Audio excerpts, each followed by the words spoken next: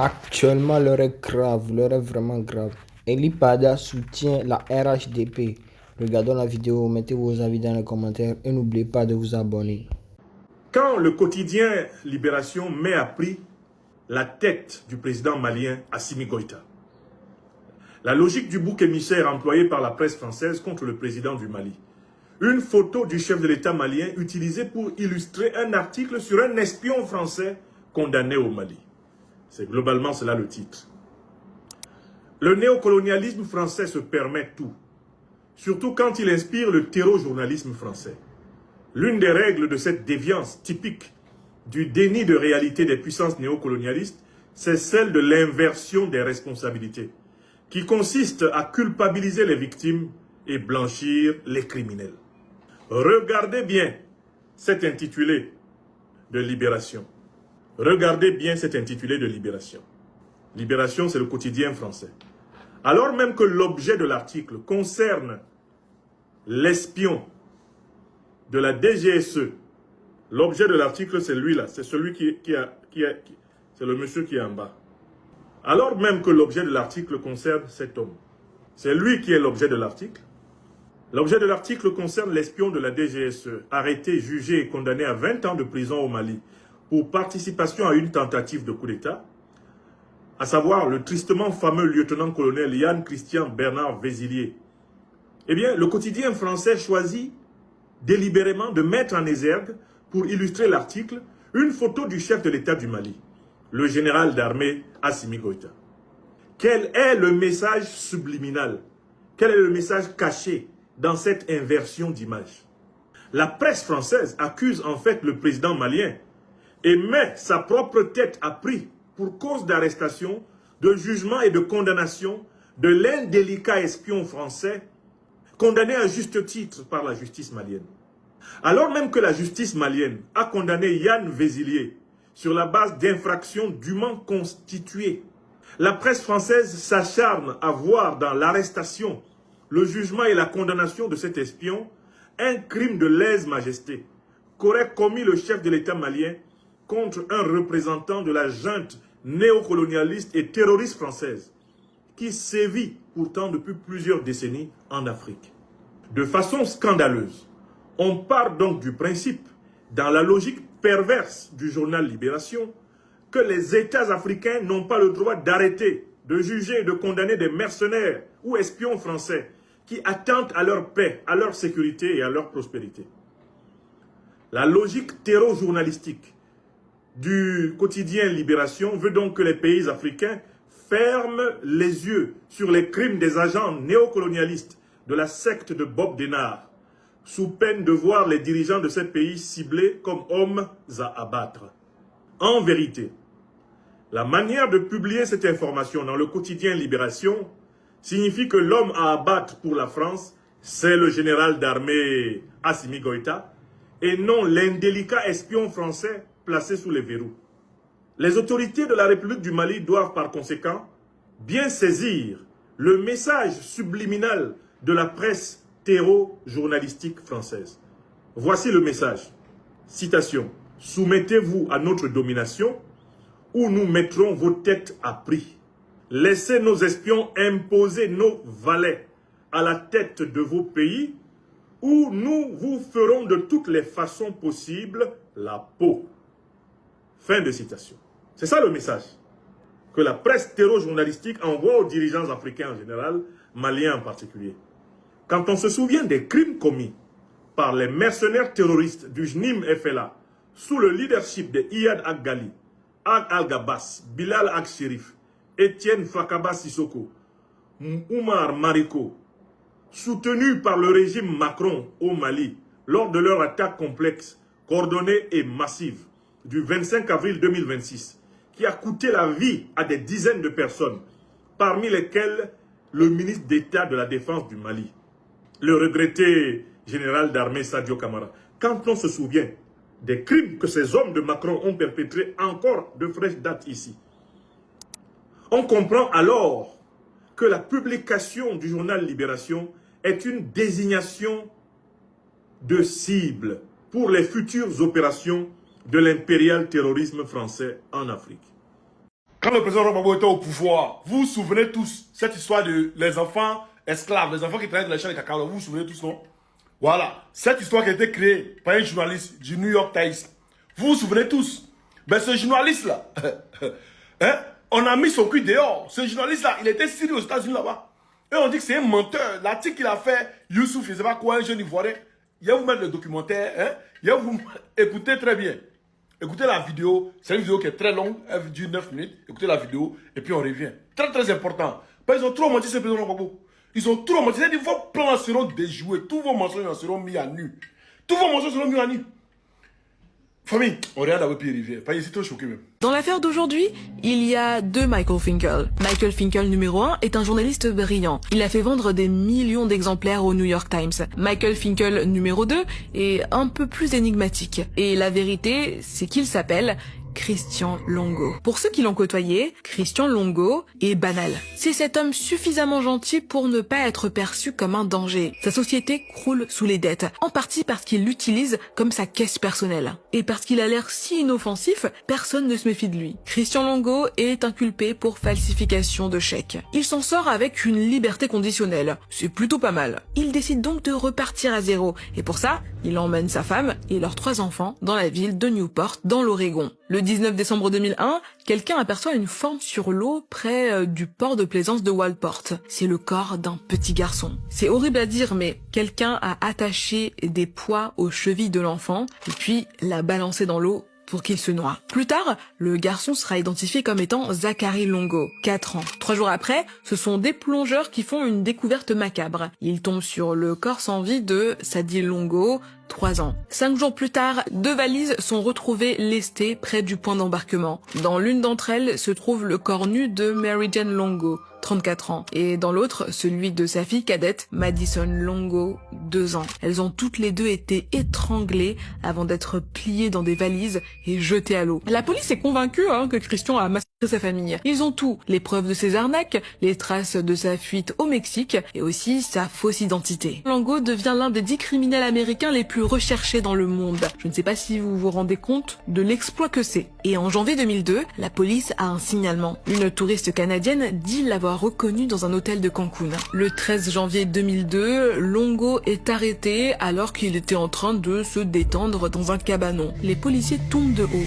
Il affirme ne pas être Christian Longo. Lui, il est Michael Finkel, journaliste réputé du New York Times. Mais quand au poste de police, les inspecteurs font coïncider ses empreintes digitales avec celles du criminel en fuite, il cesse de parler. Le 14 janvier 2002, Christian Longo est extradé aux États-Unis et placé en détention. Pendant 1 mois, il n'est qu'un prisonnier parmi tant d'autres. Mais à l'extérieur, un homme en décide autrement. Le 21 février 2002, seul dans son bureau, Michael Finkel attend un appel. Il attend que le New York Times, le journal pour lequel il travaille, lui annonce officiellement son licenciement. Alors le 1er septembre 2000 sort le documentaire Slavery, a Global Investigation. En 2016, l'Organisation internationale du travail estimait que 25 millions de personnes étaient victimes de travail forcé et que 15 millions d'autres étaient exploitées dans des mariages auxquels ils n'avaient pas pu consentir. En tout, c'était 40 millions de personnes qui n'étaient pas payées, étaient contrôlées par la violence et privées de toute liberté. Partout, on s'offusque des conditions de travail de ces jeunes Ivoiriens. Et forcément, ça donne des idées aux autres reporters. Alors, le magazine envoie son meilleur limier sur place, Michael Finkel. Quand le reporter débarque à Daloa, une ville de Côte d'Ivoire, il sait ce qu'il doit trouver. Et après plusieurs semaines bien intenses, il retourne à New York. Quelques jours plus tard, le 18 novembre 2001, son article est enfin publié. Is Youssouf Malé a slave? En français, Youssouf Malé est-il un esclave? De sa belle plume, Finkel raconte la vie tragique de Youssouf Malé. Youssouf Malé est un jeune Ivoirien qui a quitté son village, appâté par l'opportunité de gagner sa vie dans les plantations de cacao. À la place, il a été exploité, battu, traumatisé. Le récit est horrible et l'histoire émeut. Les lecteurs du Times sont outrés. Cette histoire, elle est horrible, elle est bien trop triste pour être vraie. Et ils ont raison. L'article de Finkel est un tissu de mensonges, ou plutôt une sorte de patchwork exagéré. Rappelez-vous, quand Michael Finkel débarque à Daloa, il sait ce qu'il veut. d'innocentes victimes sans défense et de grands méchants capitalistes. Le problème, c'est que la réalité n'est pas aussi biaisée. Dans la vraie vie, tout n'est pas tout blanc ou tout noir. Et dans le cas des plantations cacaoyères, il n'y a pas vraiment d'esclavage au sens strict, ok? Ce à quoi assiste Michael Finkel, c'est plutôt un système inéquitable qui se nourrit de la pauvreté. Alors, seul, dans son bureau, Michael Finkel ment. Il invente de toutes pièces Youssouf Malé à partir des témoignages qu'il a pu recueillir. Le souci, c'est que son mensonge est démasqué. Le jour même, le New York Times le licencie pour faute grave. Le 21 février 2002, le magazine publiera une note pour révéler au monde qui il est vraiment. Sauf que plusieurs heures avant le moment fatidique, il reçoit donc un autre coup de fil, celui d'un journaliste de l'Oregon qui l'informe qu'un homme est en prison car soupçonné d'avoir tué sa femme et leurs 3 enfants, et que cet homme s'est fait passer pour lui. Quand il dépose le combiné, Michael Finkel se dit qu'il vient de trouver un moyen de rebondir professionnellement. Alors il s'assoit à son bureau, de sa plus belle plume, il écrit à Michael Longo pour lui proposer une correspondance brutalement honnête. L'hypothétique quadruple meurtrier accepte. Et entre les deux menteurs commence alors un jeu étrange, où la vérité devient peu à peu impossible à saisir. L'homme l'obsède. Il pense à lui le matin, le soir, au repas, au souper. Et vu qu'il a l'air fragile et qu'il est au fond du trou, Christian Longo lui donne ce qu'il veut. Ce qu'il lit est l'œuvre d'un maestro de la manipulation.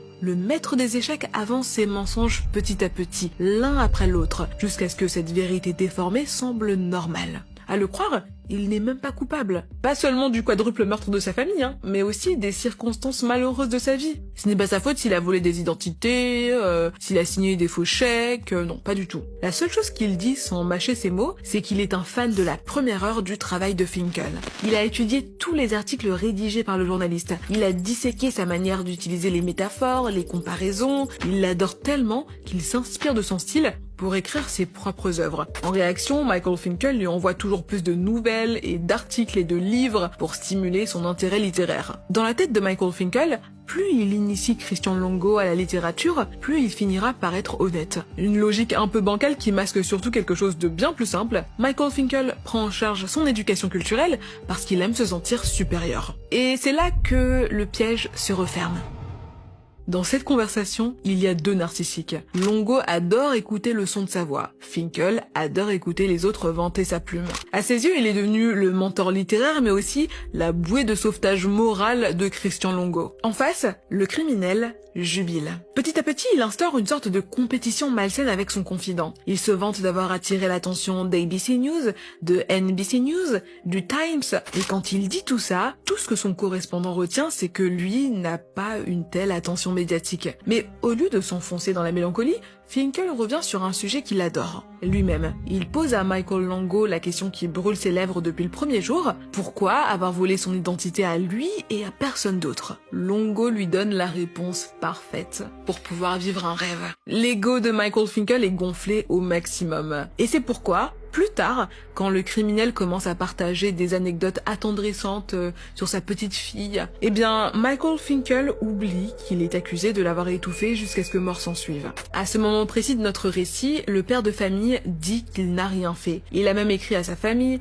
à ses amis, à ses proches pour leur raconter son chagrin. C'est un homme à l'apparence tout à fait banale qui ment de manière tout à fait extraordinaire. Au fil des lettres, Michael Finkel devient sûr, non, il le sait, il compte pour Longo. Il devient convaincu que Longo est sincèrement reconnaissant de l'avoir à ses côtés. Alors il va lui poser la fameuse question. Est-ce que tu es coupable? Longo nie. Il dit qu'il n'a rien fait, qu'il n'était pas là, qu'il ne savait même pas à ce moment-là que sa femme et ses enfants étaient morts. À ce moment-là, le journaliste est convaincu de la sincérité de son correspondant. Lui, de son côté, n'a pas été honnête. Il lui cache qu'un inspecteur l'a appelé pour savoir si Longo avait avoué. Il lui cache qu'il a partagé des documents avec d'autres journalistes et donc qu'il a rompu sa promesse de garder leur échange loin des médias et de la police. Peut-être que leur véritable point commun n'est pas l'honnêteté, mais autre chose. Le besoin de construire une légende. En 2003, le procès de Longo démarre. Avant le procès, Finkel et lui ont passé des mois à parler. Pendant tout ce temps, Longo entretient la même ligne. Il se dit incompris, affirme pouvoir prouver son innocence, et donc, dans la salle, Finkel croit savoir ce qu'il va entendre. Et puis,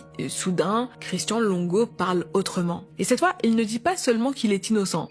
Il commence à réécrire le scénario. Selon lui, folle de rage à cause de leur situation financière, son épouse aurait tué leurs 2 aînés. Il aurait trouvé les corps de ses 2 enfants et il serait devenu à son tour complètement fou. Là, il aurait étranglé Mary Jane et leur cadette Madison. Ça paraît complètement invraisemblable. D'ailleurs, dans son carnet, Michael Finkel écrit un seul mot, bull.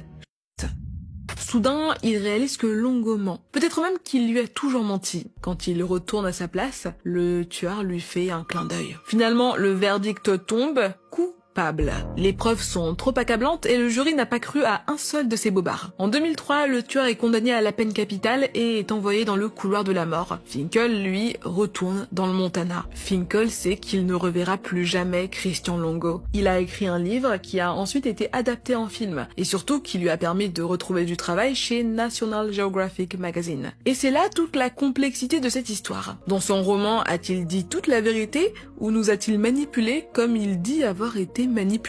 Vous avez écouté, non? Vous avez écouté. Tout ça, c'est les œuvres de Jean Ouattara. Aller à l'étranger, mentir ici, la Côte d'Ivoire. Et même les Américains disent que ce journaliste, c'est un menteur. Tellement c'est un menteur, il s'est allié à un criminel pour aller créer encore d'autres buzz. Il cherchait buzz partout. On a 100 familles, par exemple, de notre groupe, c'est Biaka. La famille, je suis assis tranquillement dans mon coin, j'apprends que Tene Brahima Ouattara dit que lui, il veut reprendre une coopération militaire entre la Côte d'Ivoire, le Burkina Faso et le Mali. C'est-à-dire quoi? Lui veut travailler sur le plan sécuritaire avec le Burkina Faso, le Mali. Ça dit quoi? Ils ont essayé par plusieurs moyens de rentrer sur le territoire burkinabé pour faire un coup d'État au président Ibrahim Traoré ainsi qu'au président Assimi Goïta et ils ont échoué. Et comme ils ont échoué, maintenant, ils veulent se jouer les malins. Ils sont prêts à approcher le gouvernement de l'AES pour essayer de travailler avec le Mali, le Burkina Faso sur le plan sécuritaire. Parce que ils n'arrivent pas. C'est-à-dire, la vérité est que ils cherchent en ce moment comment faire pour déstabiliser le Burkina Faso, déstabiliser le Mali. Ils n'arrivent pas. Ils ont essayé avec la force. Ils n'arrivent pas. Donc maintenant, ils veulent aller doucement. Alors, chers frères, ils vont dire que c'est le soldat qui a fabriqué. Ce n'est pas moi, c'est les journaux torchons là. On va lire ensemble, chers frères, chers camarades. Et le journal a publié ça il y a 7 heures. Tene Birahima Ouattara affirme que la Côte d'Ivoire est prête à reprendre une coopération sécuritaire avec le Mali et le Burkina Faso. En marge d'un déplacement en France où il participe au salon Eurosatori consacré aux industries de la défense, le vice-premier ministre affirme qu'Abidjan est prête à reprendre sa collaboration sécuritaire avec Bamako et Ouagadougou depuis Paris. Depuis Paris. Je n'ai pas lu le reste parce que si je lis là, mon cœur risque de s'exploser. Parce que mon cœur est chaud. Chers frères, chers camarades, peuple de Côte d'Ivoire, peuple du Burkina Faso, peuple du Mali, c'est foutaise. C'est foutaise. Moi, s'il y a un conseil à vous donner, là, dites à ce monsieur que vous avez compris. Invitez-le au Burkina Faso ou au Mali. Invitez-le. Quand il arrive là, mettez bras sur lui. Mettez bras sur lui et puis foutez-le dedans. Comment tu peux aller t'asseoir dans la maison de quelqu'un qui finance les terreaux à déstabiliser le Burkina Faso, à déstabiliser le Mali, sachant que toi-même tu participes à cette déstabilisation-là. Et puis toi, tu vas venir t'asseoir devant nous pour nous dire que toi, tu veux travailler avec les gens que tu es en train de déstabiliser. C'est quoi cette sorcellerie-là? C'est quoi cette sorcellerie où toi-même tu es en train de déstabiliser quelqu'un et tu lui envoies un message pour dire que, tu sais, En ce moment-là, il y a trop de terreaux dans ton pays. Hein. Ils sont en train de rentrer sur le territoire, ils font du n'importe quoi. Moi, je suis prêt à t'aider. On va sécuriser ton pays ensemble. Sachant que c'est toi-même qui es derrière la déstabilisation. Toi, tu dis que toi, viens nous aider. Mais les gars, c'est une occasion qu'on n'y rate pas. La dernière fois, il est venu au Burkina Faso, vous l'avez laissé rentrer en Côte d'Ivoire. Vous-même, vous voyez ce qui se passe aujourd'hui. Ils sont en train d'attaquer le peuple du Burkina Faso. Ils sont en train de déstabiliser le Burkina Faso. Peuple burkinabé, invitez-le. Les autorités burkinabé, invitez-le. Il n'a qu'à venir au Mali. Ou bien il n'a qu'à venir au Burkina Faso. Et puis mettez bras sur lui. Mettez bras sur lui. Vous avez les preuves que ce gars-là participe à la déstabilisation de l'AES. Vous avez les preuves de ça. Et moi, je sais. Si moi j'ai les preuves, c'est que vous avez plus que preuves. Vous avez la confirmation. Invitez-le. Et puis mettez bras sur lui. Chers frères, chers camarades, il y a les Jensen. Mais on va aller regarder le match de Cristiano Ronaldo. Même si moi ici, Messi. Bon. On va aller, nous on a mis 3 buts hier. On va regarder aujourd'hui combien de buts le gars là il va marquer. On y va comme ça là-bas. La famille, c'est capté sur Adjoudjou. C'est capté sur Adjoumani. Quand on a parlé ici, les gens nous ont traités de sorciers. Quand on a parlé ici, ils nous ont dit que c'est nous, on n'aimait pas Adjoumani. Que nous, on voulait vendre Adjoumani. Quand le RHDP m'a envoyé l'audio, bon, je ne peux pas dire le RHDP officiellement, mais celui qui m'a envoyé l'audio là, je suis sûr qu'il vient du RHDP et je suis sûr qu'il est au RHDP. Parce que lui-même m'a confirmé qu'il est cadre au RHDP. Voilà, même s'il est venu de manière anonyme, mais je suis sûr, puisque lui-même a dit. Voilà, donc je ne suis pas obligé d'être un sorcier pour dire non, que oui, c'est l'opposition. Non, c'est le RHDP qui a la trousse. C'est eux qui ont traqué Adjoudjou. Et il dit, chers frères, chers camarades, Adjoumani est en paix. Abonne-toi, mets beaucoup de cœur. On va aller en profondeur. Qu'est-ce qui se passe? Vous connaissez le journal Infodrome, non? Tout ce qu'on a dit ici, là, et ils sont allés fouiller un peu dans... Ce matin, ils sont allés fouiller un peu dans tous les journaux de Côte d'Ivoire, les petites informations de ce qui se passe au RHDP là, jusqu'à Nord Adjoumani est sorti dedans. Donc, ils sont venus, ils ont mis ça sur la toile. Donc, nous, on dit, ok, il n'y a pas de drame. On va vous faire écouter un peu, un petit audio, pour vous dire ce qui se passe exactement au RHDP. En ce moment, il y a les rambas là-bas. Adjoumani est sur le point d'être... Donc, chers frères, chers camarades, on écoute et après on va en profondeur. Succession à Ouattara, Adjoumani brûlé, la guerre des clans au RHDP, grand flou au sommet de l'État.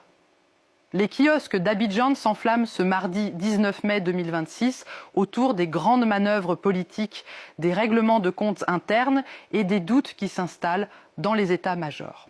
Au rassemblement des oufouettistes pour la démocratie et la paix, l'ambiance n'est pas à la sérénité. C'est l'heure de la refonte, mais surtout des frictions. Le Matin annonce ainsi la liste des 37 secrétaires départementaux remplacés et lève le voile sur ce qui leur est reproché. Une reprise en main vigoureuse qui cache mal des tensions plus profondes liées au calendrier futur. Le nouveau réveil jette d'ailleurs un pavé dans la mare en s'interrogeant sur cette guerre de succession à Ouattara. Selon le confrère, une question brûle toutes les lèvres. Les caciques du RHDP veulent-ils brûler Adjoumani? Le ministre d'État, surnommé l'éléphant du Zanzan, se retrouverait ainsi directement dans leur collimateur. Bataille feutrée. Pour ne rien arranger à l'image de la coalition présidentielle, le bélier tranche avec amertume sur la justice interne du parti, décrivant un système à double vitesse, la discipline pour les faibles, la protection pour les puissants. Pendant ce temps, l'ex-premier ministre Patrick Hachi tente de ramener le débat sur la loyauté depuis le Sénégal en affirmant dans Le Patriote que la vision du président Alassane Ouattara, c'est l'avenir de tous. Cette bataille feutrée pour le pouvoir se double d'une incertitude institutionnelle majeure. C'est le Bélier qui l'écrit en barrant sa une sur la vice-présidence ivoirienne, évoquant le grand flou au sommet de l'État. Un vide ou une hésitation qui alimente toutes les spéculations dans la capitale économique. Alors, chers frères, chers camarades, qu'est-ce qui se passe? Vous voyez maintenant, tout ce qu'on a dit ici là, était vrai. C'est-à-dire, cette histoire d'audio qui est sortie, où les gens ont voulu vendre à Djoudjou, c'était vrai. C'est le RHDP qui est derrière. Dans cette guerre de succession-là, ils veulent mettre Adjoudjou KO. Il faut savoir qu'Adjoudjou, lui, il est dans le camp de Patrick Kachi. Oui, Adjoudjou, là, il est dans le camp de Patrick Kachi. Je vais vous dire clairement, hein, je vais vous dire les clans. Et je vais vous citer des noms ici. Ça là, c'est pas Dabachi, c'est pas Blockfouet. Ce que je vous dis là, c'est pas Doyi. C'est vrai, c'est Gazi. Alors écoutez bien. Tout ce que j'ai dit là, ça veut dire que, voilà. Donc tout ce que je vais vous dire ici là est vrai. Donc écoutez bien. Voilà. Chers frères, dans le clan d'Adjoudjou, il y a Patrick Kachi dans le clan d'Adjoudjou. C'est-à-dire, Adjoudjou n'est pas le patron du clan. Mais il y a Patrick Kachi. Oui, dans le clan d'Adjoudjou, il y a Patrick Kachi. Patrick Kachi, en ce moment, il est en couverture. Oui, il est en couverture à côté de Télé Brahima. Mais en background, c'est Patrick Kachi lui-même qui est le boss. Voilà. Donc, en ce moment où je vous parle, là, il y a un clan. Il y a Adjoudjou. Il y a Kone Timoko, Miele. Il y a Ams, dit Koulibaly, Amadou Koulibaly. Il y a ceux-là. Les clans, ils sont là. C'est le Boeing qui est là. Dans les Boeing, là, il y a Sissé Bakongo. Je sais de quoi je vous parle. Chers frères, chers camarades. Oui, le RHDP est éclaté, c'est pété. Maintenant, dans l'autre clan, là, Télébrahim est seul. Il est seul. Bon, quand je dis les seuls, ça veut dire quoi? Quand je dis les seuls, ça veut dire qu'il est avec sa famille. C'est-à-dire, les nièces d'Alassane Ouattara, les maris, la femme d'Alassane Ouattara, c'est-à-dire les familles là, tout ce qui est Ouattara, tout ce qui est Bouki là, eux tous sont réunis dans un coin. Et ils ont les clans. Maintenant, de l'autre côté là, les gars du RHDP, comme Sissé Bakongo, Adjoumani, Patrick Kachi, Kone Miele, Amadou Gon, Amadou Ams, c'est comme ça, Amadou Koulibaly, dit Ams, eux tous là, ils sont des clans. Qui m'a donné toutes ces informations là? Et bien ils vont s'asseoir, on dit, aïe, mais comment lui sait tout ça là? On dit soldat de Gbagbo, on dit l'homme qui a terrassé le FBI, on dit l'homme qui a découvert l'embouchure du Mossad, l'homme qui a découvert l'embouchure du Mossad, c'est lui le soldat de Gbagbo. C'est-à-dire, prendre une information, il faut aller courir ça quelque part. Lui va aller découvrir ça. La famille s'est gâtée. Adjoumani sera le Sraka. C'est pour cela qu'ici, là, j'appelle la famille d'Adjoudjou. Sauvez Adjou tant qu'il est encore temps. Parce qu'au moment où vous allez prendre là, Adjou, Atara, Adjou n'est plus. De la manière que Ouattara là, Abana, Ouattara, Atara là, c'est comme ça Adjou sera Atara. Si vous ne faites pas bien. Moi, j'ai fini de parler. Moi, je vous dis la vérité. Aujourd'hui, on a écouté ici, là. Adjou dit ce n'est pas lui. Donc, si ce n'est pas lui, là, bon, pourquoi le RHDP fabrique un tel audio? Et je vous dis une chose, hein. Audio numéro 2, là. Le gars, il m'a déjà envoyé l'audio. Vous savez comment moi, je sais que il y a un boin, et puis il y a un boin. Et comment moi, je sais que dans l'autre boin, là, il y a telle personne, c'est parce que j'ai l'audio numéro 2. Si vous voulez l'audio numéro 2, là, écrivez seulement soldat en commentaire. Écrivez en commentaire soldat. Envoie l'audio numéro 2.